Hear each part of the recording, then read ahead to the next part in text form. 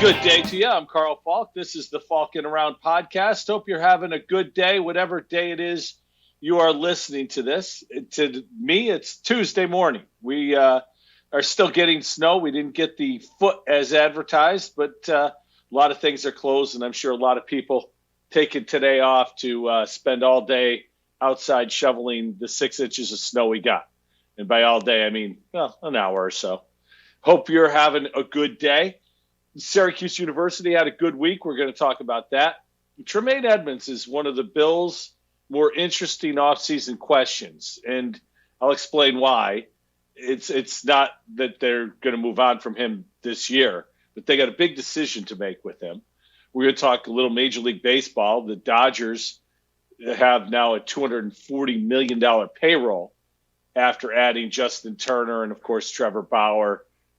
But I think there's a bigger problem in baseball, and it's not the Dodgers. So we'll talk about that as well. And once again, Rob Manfred, if you're listening, hey, dude, I'm trying to give you advice. I'm trying to help you out. Don't take it personal. You suck at your job. I'm just trying to help. Syracuse had a good week. They get 2 wins, and 2 very needed wins.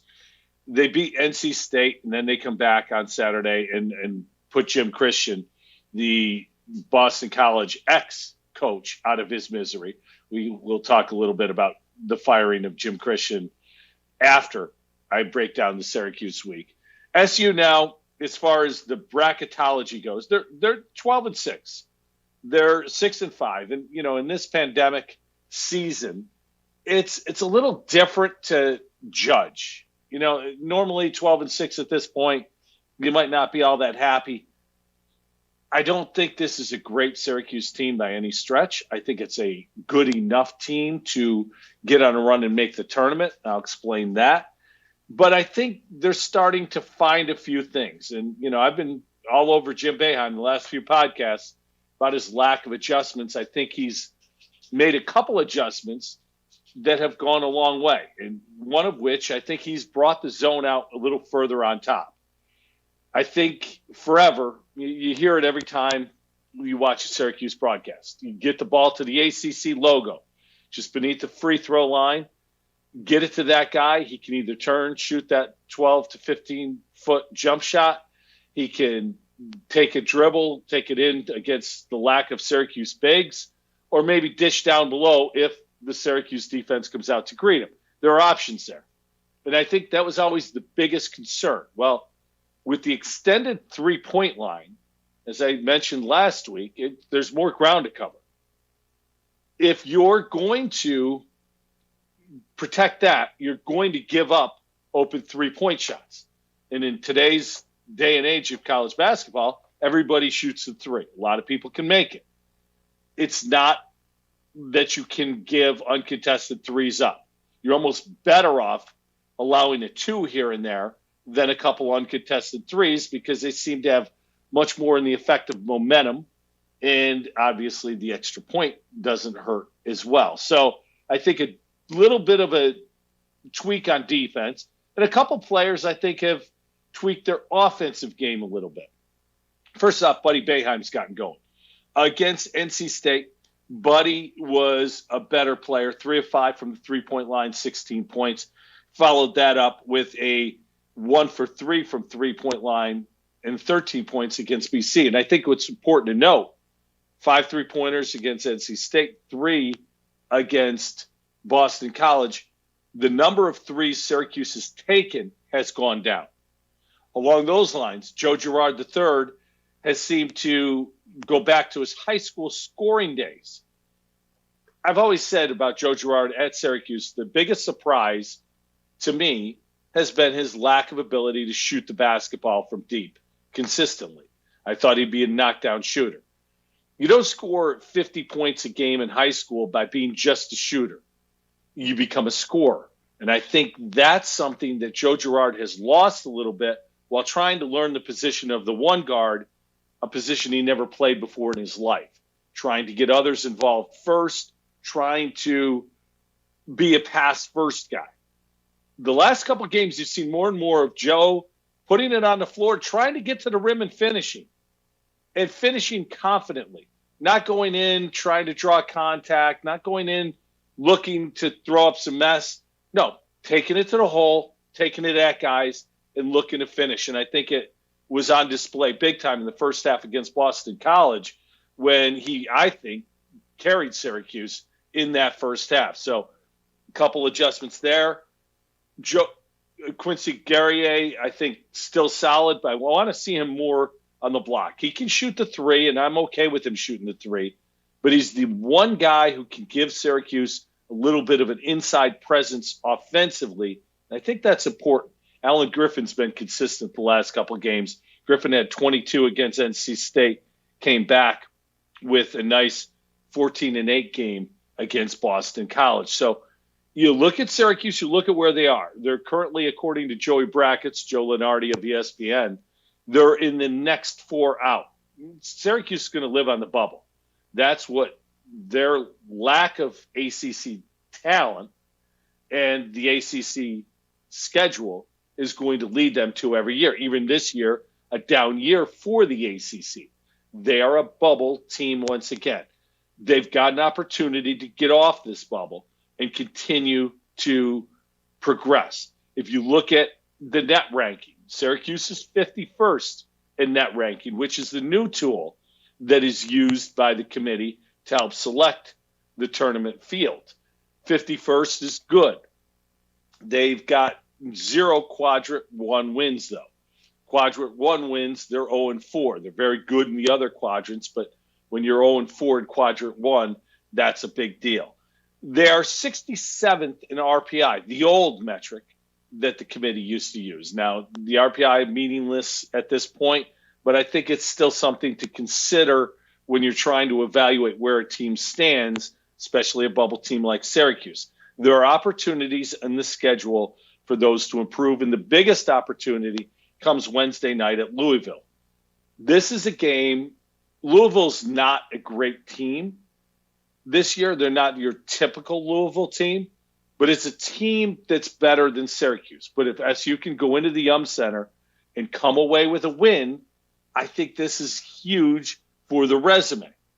The following Saturday, Notre Dame comes to the Dome, and then Monday, they're at Duke. Syracuse needs to go 2-1 in the next 3 games. And this is a Wednesday, Saturday, Monday season on the brink. If you go 2-1, you're at 14-7, you're at 8-6 in the ACC.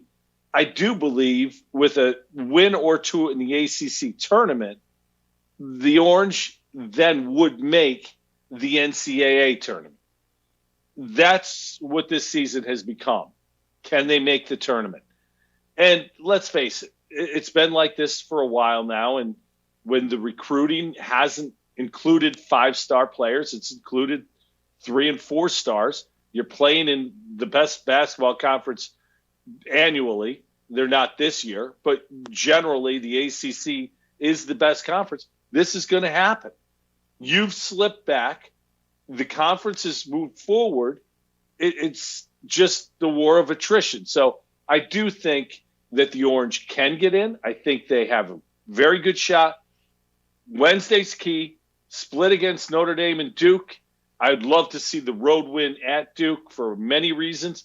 If you're going to beat Duke, this is the year. They just had another blow to their season yesterday, and their star freshman, I believe it's Joshua Jackson, has opted out for the rest of the year. Again, this is what you get when you have a one-and-done mentality like Duke does. Players are there not for Duke. They're there for next year, just like Kentucky. Duke and Kentucky, everyone gets on Calipari about his one-and-done philosophy. Coach K has embraced it and become the same exact philosophical basketball coach as John Calipari. There is no difference. And people can say that Kentucky cheats, that's why they get all these guys. Well, if that's the case, what's Duke doing to get all these guys? There was a lot of smoke around Zion Williamson and his recruitment to Duke. I'm a believer where there's smoke, there's fire. I think Coach K eventually will have a come-to-Jesus moment with this philosophy. Wouldn't even be surprised if he decides to go back against his own philosophy after this year and go to a more traditional team-building philosophy as opposed to, I should say, program building philosophy as opposed to build a team a year philosophy that he's embraced. I want to talk about Jim Christian, the Boston College coach, getting fired. Now, excuse me, on Saturday's telecast, they showed his stats, and he has won about a third of his basketball games at Boston College. And I thought to myself when I saw that, and he said 7 years to turn that program around. I thought to myself when I saw those statistics, how does Boston College continue to pay this guy a 7-figure salary when he only performs at a 30% level? You know, you think about that. You have a job, and I'm not for people getting fired. I'm certainly all about people keeping jobs. In this economy, it's hard to find a job. It's hard to keep a job. I don't want to see anybody out of work. But if you're a guy who makes $1 million plus a year, you've got to be good at your job. And frankly, BC hasn't been good in a long, long time. And, you know, you go back to the early days of the Big East. Boston College, what made the Big East so great was the greatness of regions, right? You had the New York City region with the greatness of St. John's. You had the D.C. region with the greatness of Georgetown. You had Pittsburgh being great, so you had that area. Syracuse being great. You had upstate New York. All of these different great regions molded into a great conference. And Boston College was great, whether it be Gary Williams who was there, even Jim O'Brien had a lot of success there. But they haven't been relevant since the ACC came calling. And they haven't been relevant in the Big East prior to that for a couple of years. So you look at this school, and BC is a school that you should be able to do well with. I know that their basketball facilities pale in comparison to the other facilities throughout the ACC. But here, you're in one of the greatest cities in America, Boston, Massachusetts. You're at a campus that's academically fantastic, beautiful campus. You would think you would be able to recruit like crazy to that place, but it hasn't happened. I don't know why it hasn't happened, but it hasn't happened in a long time.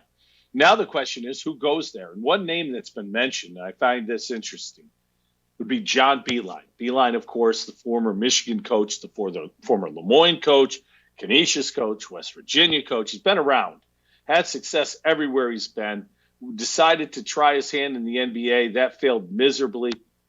I don't know that John Beilein's ready to get back into coaching.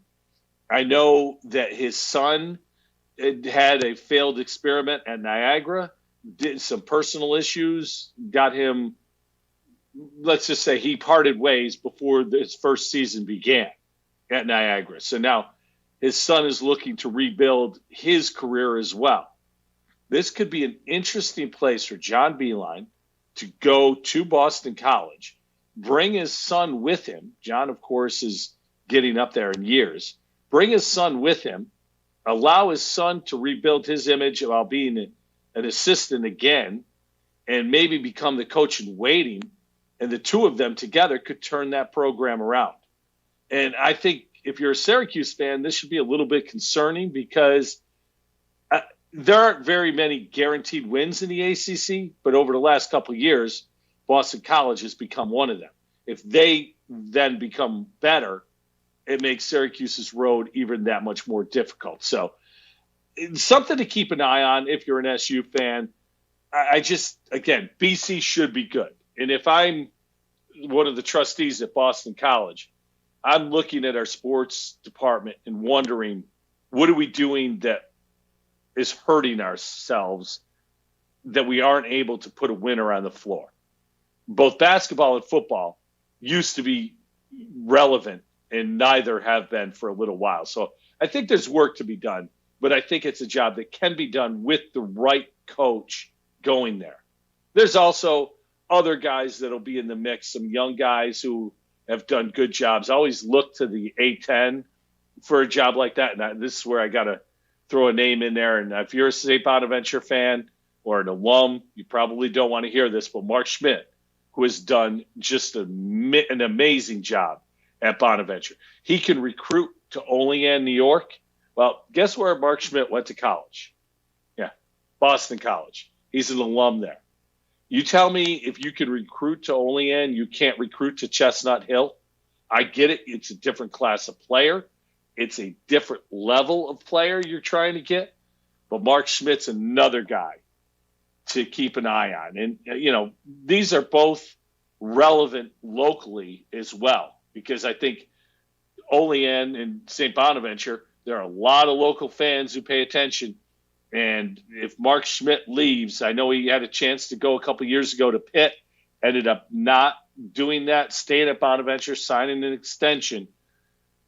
Pitt, Boston College, they're kind of the same job, but if you are an alum from BC, I think that changes it a little bit. So we'll see what happens there. But I don't like firing a guy with 5 games to go left in the contract. Let him finish it out. What good is it doing now other than putting the search in motion? And frankly, if you're going for John Beilein, yeah, you could put that search in motion today. You can almost make the hire tomorrow. But if you're going for a guy like Mark Schmidt or some other young coach at an A-10 or max school, well, you got to wait till their season's done anyway. So what's the hurry? Let the man finish it out and move on. So that's the college basketball report for this week. The Buffalo Bills have an interesting offseason question. I think it's their biggest offseason question. Look, the salary cap is going to come down a little bit this year. It'll go back up next year because there's going to be new TV contracts. So I expect a big jump next year. So I think while there's a lot of concern about the salary cap, I think the way teams are going to get around it for this year is you'll see guys sign with a lot of guaranteed money, signing bonus. That's amortized over the length of the contract. But I also think you'll see year 1 salaries being rather low, year 2 and 3 salaries being significantly higher in those deals. And I think the reason you'll see that is because that allows the team to spread the cap out to next year and the following year when that cap will make a significant jump with these new TV deals. So money is always an issue when you're talking about off-season plans. I've detailed the Bills and what they have on that defensive line that I think is a waste of money. Guys like Vernon Butler, who next year is going to make almost $8 million.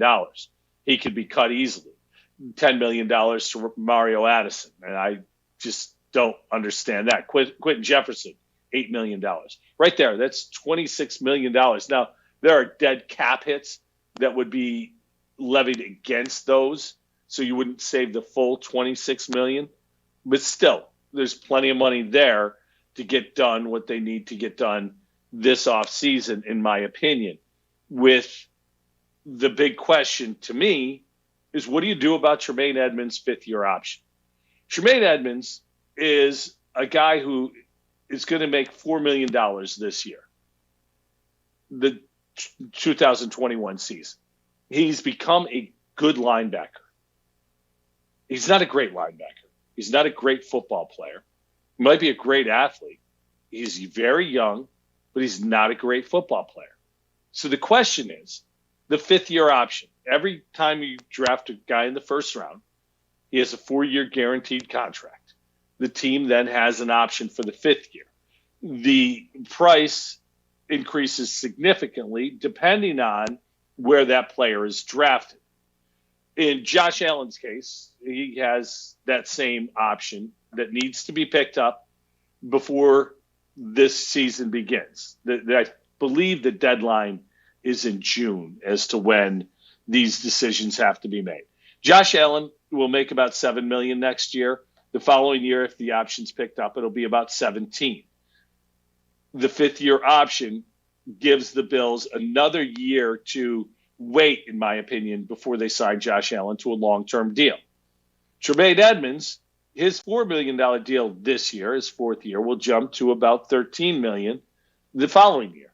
So if you're going to make the decision to pick it up, there are 4 questions that you have to answer. And to me, those are the four questions that decide this. Is he the player he was drafted to be? Can you upgrade the position with similar or less money? Does his draft status affect the decision? And would he get the $13 million on the open market? Those are the four questions to me Brandon Beane and Sean McDermott have to answer. And frankly, this has got to be Brandon Beane because Sean McDermott loves his defensive toys. He would love to keep all these defensive linemen and sacrifice on the offensive side of the ball if need be, just because he's a defensive-minded coach. He's always going to be defense first, even in an offensive league, even though he's the coach of a team that was carried to the AFC Championship in spite of its defense by its offense. So looking at these questions, Brandon Beane, let's take them one by one. Is he the player he was drafted to be? Absolutely not. When the Bills took Tremaine Edmunds, I thought he was going to be a sideline-to-sideline playmaker, a guy who was all over the field, a guy who was an impact player from day one. He has simply not been that. He is slow to react. He is hesitant more than aggressive. And I think even though he's a solid player, that's about all he is. He's not a great middle linebacker. Now, 3 years into the league and this year marred some by injury, you should be a little more patient and you should probably give the guy a chance to develop. And hopefully the Bills will look at this fully and try to figure out a way to develop it. I've thrown it out there that maybe he's the edge rusher that the Bills have been looking for. Don't think rush the passer. Get up in pass stance, get up on the line of scrimmage as an edge rusher, and rush the passer. He's got the perfect prototype body for it. Maybe it's a position switch that turns things around for him. So, no, he's not the player he was drafted to be. 2, can you upgrade the position for similar or less money? And I would say yes is the answer to this one. $13 million is going to go a long way. $13 million is probably what Matt Milano will get this offseason. Matt Milano is a better player right now than Tremaine Edmunds. Obviously, different positions, or we would have a different conversation. But I think there are guys out there who you could bring in who can play to the same level for less money or play to a higher level for the same money. And I think that's where you really have to look at things. If you draft a second-round middle linebacker, he probably isn't going to be a huge drop-off from Tremaine Edmunds after the first 6 to 8 games of his career, once he gets settled in the league. Again, because I don't think Edmunds has been a very good player. He's been a good player, not a great player. I think a second-round rookie can be a good player in his rookie year. So I think the answer is yes. Here's the interesting one, and here's where egos come into play. Does his draft position affect this decision? And this is wholeheartedly, absolutely it does, 100%. Last year, Brandon Beane made the decision, 2 years ago now, that they were not going to pick up the 5th-year option on Shaq Lawson. Shaq Lawson was a Doug Whaley draft pick. It was not a Brandon Beane draft pick. It's very easy to say somebody else's pick was a mistake. It's very difficult to say your pick was a mistake. And frankly, I look at a first-round pick who you don't pick up his 5th-year option is a miss, pure and simple. Guy might be a good player, but if you're not willing to pay him that 5th year, you should have drafted somebody else. And that is a very difficult thing to do, especially in a case like Tremaine Edmunds, because Tremaine Edmunds is not a bad football player by any stretch. Nobody would make that argument. He's a good football player. He's just not a very good football player. He's not a great football player. You draft guys in the first round not to be good, but to be great. If that's not the case, you should trade out of the first round and draft second and third rounders, because that's where you get the good players and occasionally will hit on a great player. And again, the Bills traded up to get Edmunds. So there's a lot here that Brandon Beane has got to swallow if he's going to readily admit that Tremaine Edmunds hasn't become the player he was drafted to be. And here's the most important part, and I'm going to bring Shaq Lawson's name up again. Would he get $13 million on the open market? Yes, but no. What I mean by that is Shaq Lawson was to get $10 million if the Bills picked up his fifth-year option. They said no.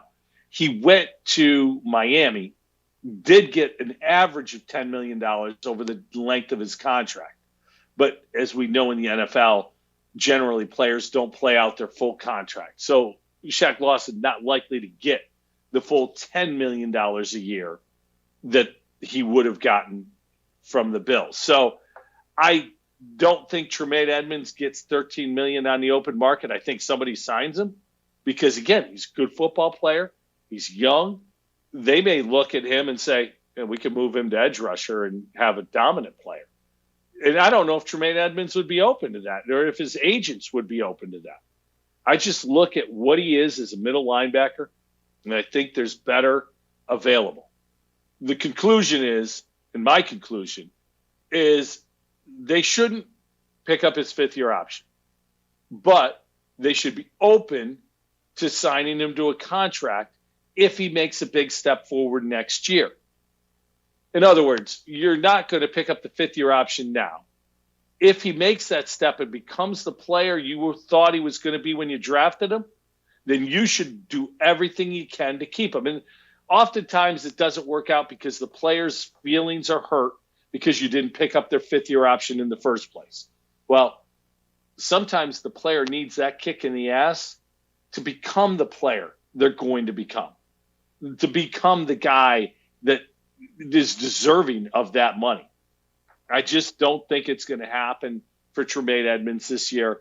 I don't think he's going to take that next step. And when you look at the Bills' decision-making, I think it's like this. I think Brandon Beane and Sean McDermott are going to want to keep him. I think they will keep him. And I think it's a mistake to guarantee that option because I don't think with that guarantee, I don't think Tremaine Edmunds takes that big step. There's a big step there for him to go. I don't know if he'll ever take it, but I think there is a big step for him to go. Quarterback carousel. Man, this offseason could be one of the most unique offseasons the NFL's ever had.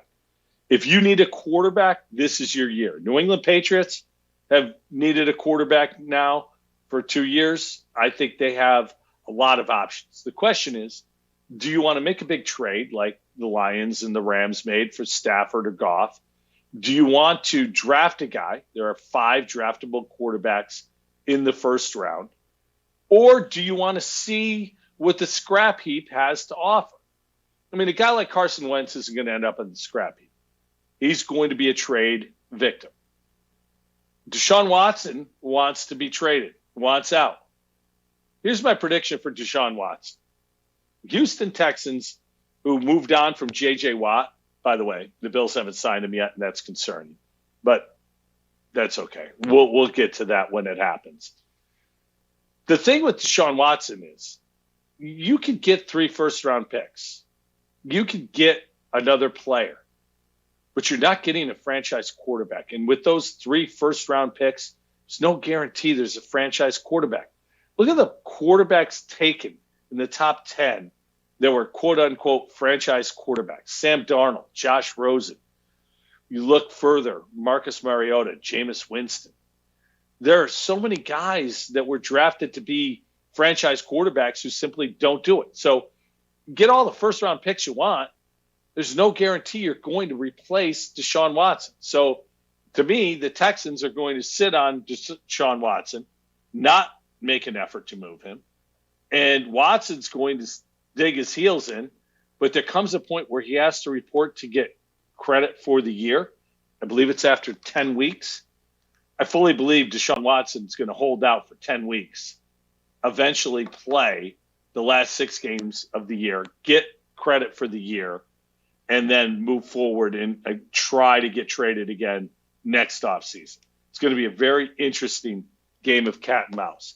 I mentioned Sam Darnold. What do the Jets do with him? And here's where team building is an art, in my opinion. The Jets, who screwed up the first-round pick, they won't get Trevor Lawrence, will have the second-round pick. And there's guys that people are going to fall in love with. Justin Fields, Zach Wilson, the kid from BYU, Mac Jones, I don't think is going to be in play at the second-round pick. But there's a chance later on in the first round he goes. And Trey Lance, certainly another name to keep an eye on, the kid from North Dakota. But with the Jets, they have a lot of draft capital because they traded Jamal Adams, so they got a couple extra picks out of that. They're sitting there at 2. If they decide to ride with Sam one more year, and frankly, it is one more year because go back to the fifth-year option conversation, no chance you pick up Sam Darnold's fifth-year option. Can't do that. You could look to move him and add more draft capital, probably get a 2 and a 3 for Sam, and slide down a little bit in the draft to where you're more comfortable taking a guy like Mac Jones as opposed to taking him at 2. There's so many things Joe Douglas can do. They've got Mekhi Becton, who looked like a great player at left tackle. You could add that Penei Sewell kid from Oregon, who's supposed to be a generational tackle. Now all of a sudden you get the best bookends in the league. Doesn't matter who the quarterback is, he's going to be protected much better. You could do that. There's so many ways to go. I'm fascinated to see what the Jets will do because to me, they're not about the quarterback right now, and they shouldn't be. They should be about team building, and it's just a matter of how is it best to build your team. And the best answer may be keep Sam Darnold, decline his fifth-year option, keep him for a year, slide down from 2, insulate that, and try to get another first-round pick for next year. And if you're able to do that, you've got then 3 first-round picks next year to go get the quarterback you need in that draft if Sam doesn't take that step forward. Steelers are interesting because what do? Ben Roethlisberger's contract is just absurd for this coming year. He didn't play very well this year. I think he'll have a better year next year. Second year off surgery generally is a better year. But they have to restructure his deal. They have to put that cap number to a much more manageable spot to move on and continue to be good. And then, of course, you got a couple guys, Dak Prescott in Dallas. The Cowboys couldn't come to an agreement last year. They signed him to the franchise tag. He got $34 million, broke his ankle in a horrific way. So now he's coming back from a big foot injury. Part of what made Dak the player he was his mobility.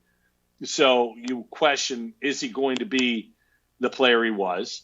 Do you, again, try to re-sign him for a long-term deal? Or do you franchise him again at $37 million? Or do you move on from Dak Prescott? You know, there's a guy out there. I'm going to throw Jameis Winston's name in there. And it's fairly assumed that he will take over from Drew Brees in New Orleans. Now, I'm not entirely sure that will happen because they seem to be infatuated with all the things that Taysom Hill can do. But you look at Jameis Winston, this guy threw 30-plus touchdowns in Tampa. Yeah, there were 30 interceptions too. But I think getting him help, letting him sit for a year and learn from Sean Payton, I think Jameis Winston has another career ahead of him a la Ryan Tannehill. And I think the team that signs him is going to be very, very happy with that signing. I don't know who makes that move. New England possibly, although I can't see Belichick going for Jameis just because of the turnover factor. But then there's a team like the Colts who've now gone, they'll have their third quarterback in 3 years. Andrew Luck retired, and then, of course, Phillip Rivers comes in. He's now retired. Where do they go from here? There are a lot of teams that need quarterback. The Colts certainly one of them. Carolina, Washington. Dallas has to figure their thing out.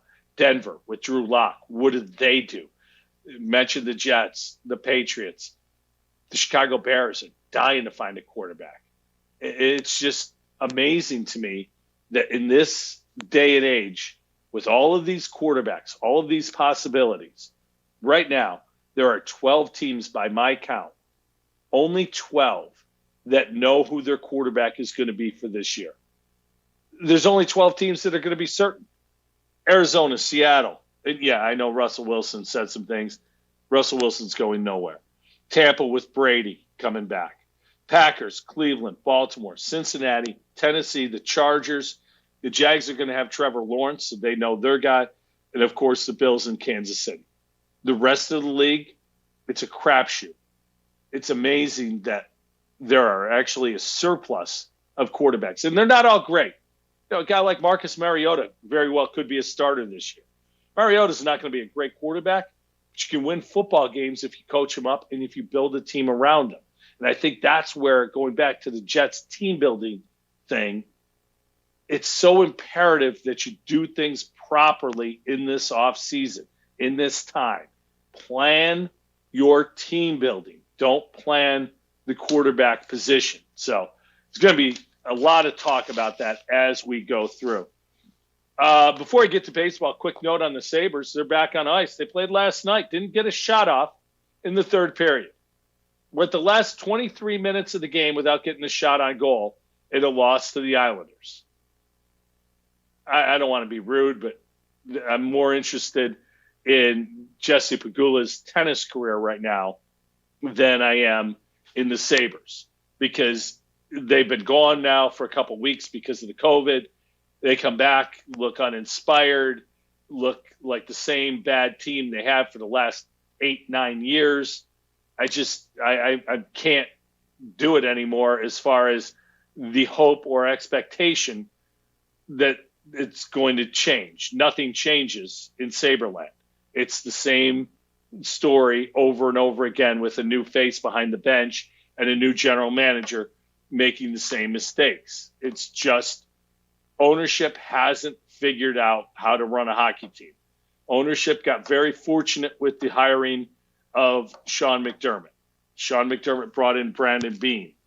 Otherwise, the Bills would be in the same mess that the Sabres are in. The Sabres just can't figure it out. And that's Terry and Kim Pegula. Let's just hope that Jesse, the tennis player, professional player, and I hate that everyone just refers to her as daughter of Bills owners. How about this? Professional tennis player who's having a career tournament in the Australian Open. How about giving her credit for what she's accomplished as opposed to talking about what her parents do? I think the fact that a kid who grew up with a billionaire in a billionaire household and worked her ass off to become a professional tennis player and is having this run deserves a ton of credit when she could have just laid around all day and been a billionaire. But no, she got out of bed every day and worked her ass off to become a professional tennis player. Props to her. It's great to see. And I'll be hoping she continues on. Get to the semis, get to the finals. She's in the quarters, so it is an amazing accomplishment and a great run for an unranked player to do so. Major League Baseball. Everyone's freaking out about the Dodgers. Dodgers, their payroll is killing baseball. $240 million. They're $30 million over the luxury tax. Man, that is bad for baseball. Dodgers won a championship for the first time in 30-plus years. I think it was 31 years last year. Well, that's something that you want to back up. If your ownership, your management, you're going to make money in LA. You're always going to make money. They've got a huge television contract. They've got the ability when fans come back to charge very high ticket prices because of the market they're in. That's a money-making operation, and they want to win. It's not about just competing. They want to win. You sign the best pitcher on the market in Trevor Bauer, that's a great move. You bring in Justin Turner, 2 years, $17 million per.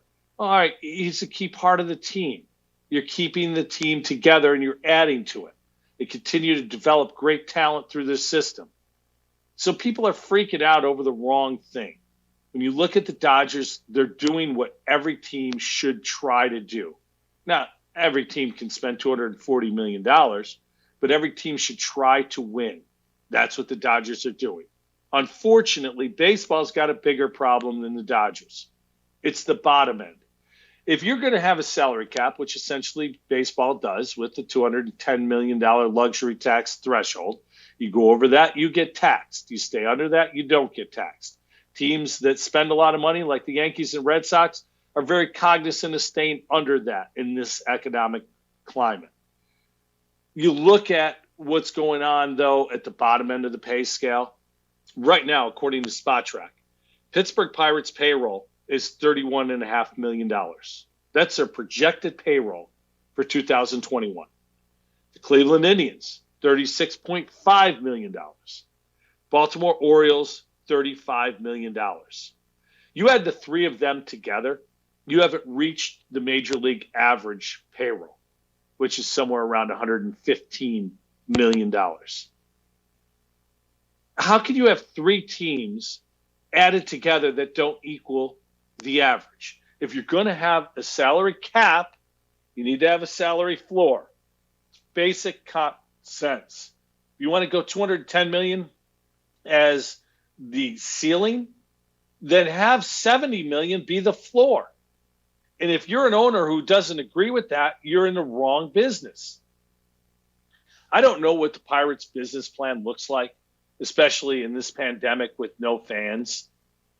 You're paying $35 million. And if you're a company with zero revenue other than television contracts, they're paying $35 million in salaries probably looks like a pretty poor business plan. But here's the thing. When there are fans in the building, which there have been every year except for last year and probably for the first part of this year, you've made money. And I don't like telling people you don't have to make money on sports teams. It's their business. If they're in business to make money, it's why everyone goes into business. But Major League Baseball needs to do something about this. But Rob Manfred, the puppet that he is for the owners, will never take a stand on this. If you're a Pirates fan, if you're an Orioles fan, if you're a Tribe fan, where's your expectations this year? What are you hoping for? 500 season? 81 wins? That'd be remarkable. If any of those three teams get to 81 wins, manager of the year candidate right there. I mean, you look at the Indians, they got Terry Francona, one of the best managers in baseball, if not the best. If I'm hiring a manager tomorrow, I'd love to hire Terry Francona above pretty much every other manager in baseball. Yet, who's he going to manage? A couple of guys. This is like the Cleveland Indians team from the movie Major League. Instead of Terry Francona, they should get Lou Brown. He won't answer the phone because he's got a guy on hold waiting for an estimate on a pair of white walls. But, why wouldn't you? I don't understand how baseball can just accept this and think everything's fine.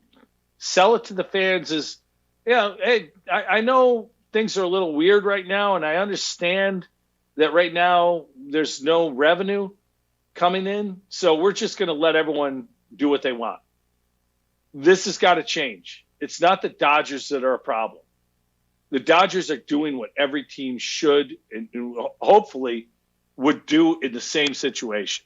If every team had those revenue streams, they would absolutely be trying to do the same thing. The problem is the teams that aren't trying. And you don't have to be a big market team to try. The Royals have an $80 million payroll. The Twins are up around there as well. That's more than acceptable. That's a budget that fits Major League Baseball. If you're spending $80 million, I can't say a bad thing about you.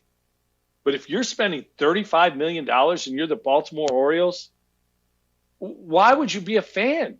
Why would you go to a game unless you're going to watch the other team? I just think it's an embarrassment for Major League Baseball. And I feel bad. You look at these teams, the Pirates and Orioles in particular, were so good in the 70s and the 80s, there's a lot of fans left over from them. The Orioles here in Rochester, because they were the parent club of the Red Wings forever, there were a lot of fans who went to those games and, became Oriole fans. And now those Oriole fans, they're going to stop being baseball fans because the team that they like sucks and has zero chance from day one. And it's accepted. How is this not bad for the league? Hey, somebody wake up Bud Selig. Tell him to call Rob Manfred and see if Rob Manfred has a pulse, because somebody's got to take over baseball who knows what they're doing. I get it that maybe I'm old and I love baseball and I'm nostalgic with this, but this is wrong. And, you worry about speeding up the game and you worry about, juicing the ball or not juicing the ball because of the home runs. How about this? How about put a payroll floor in and put it into the bylaws that everyone has to spend $70 million? You want to get the DH in? You want to do things?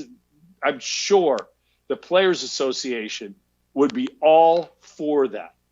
This next round of collective bargaining, which is going to happen after this season, is going to be very interesting in Major League Baseball. And I would expect a long, long work stoppage because there are so many issues. And Major League Baseball's leadership is so poor, there's no way they'll be able to work around them in time to prevent loss of games.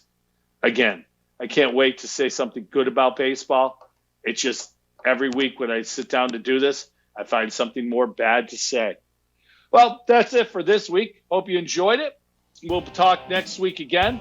Thanks for listening, everybody. I'm Carl Falk. This is the Falkin Around podcast.